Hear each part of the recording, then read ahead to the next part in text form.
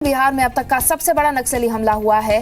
गया के इमामगंज में घात लगाकर बैठे नक्सलियों ने कोबरा फोर्स के जवानों को निशाना बनाया। कल शाम शुरू हुई मुठभेड़ अब खत्म हो गई है और सुरक्षा बलों का सर्च ऑपरेशन जारी है। इस नक्सली हमले में 10 जवान शहीद हुए हैं, जबकि 3 नक्सलियों को भी सुरक्षा बलों ने मार गिराया।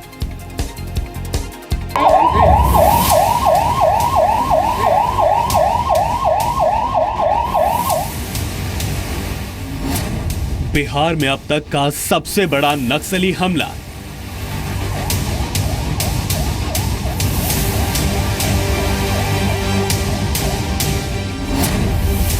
गया में नक्सलियों और सुरक्षा बलों की मुठभेड़।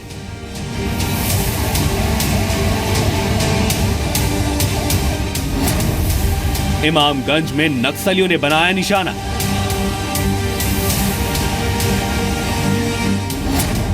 सीआरपीएफ की कोबरा फोर्स पर घात लगाकर हमला।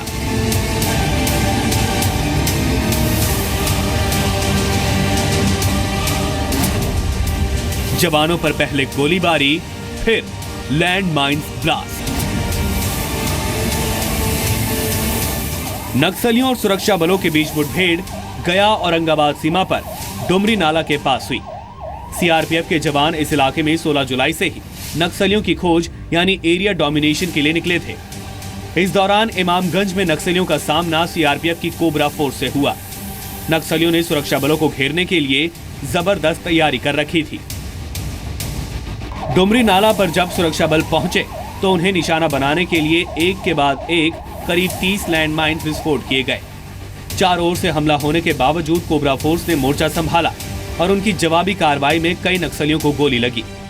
सीआरपीएफ और जिला पुलिस के जवान के वहां पहुंचने के बाद कोबरा की टीम वापस हुई। इस मुठभेड़ में घायल हुए जवानों को इलाज के लिए हेलीकॉप्टर से पटना लाया गया है।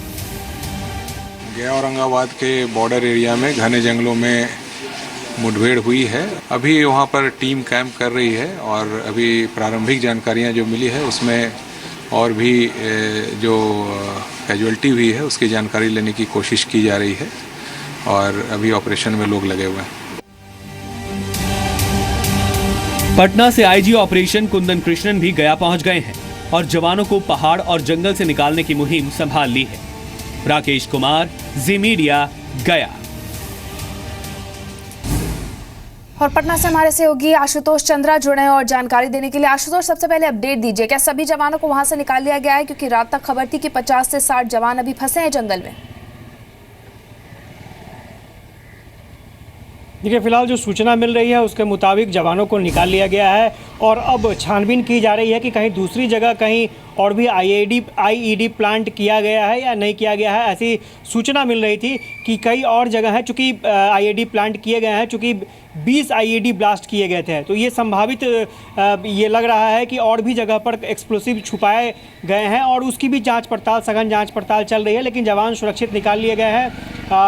5 जवानों की स्थिति जो है वो गंभीर बनी हुई है। 3 का इलाज पटने में चल रहा है और 2 का इलाज गया में चल रहा है और जितने भी जवान वहाँ फंसे थे उनको फिलहाल निकाल लिया गया है। जी बिल्कुल आशुतोष, ये बताइए कि आखिर हुआ क्या था? क्या वहां पर नक्सली पहले से एक मीटिंग कर रहे थे जिसकी जानकारी कोबरा फोर्स को मिली थी, और क्या ये एक ट्रैप था क्योंकि लैंडमाइन बिछाई गई थी वहां पर?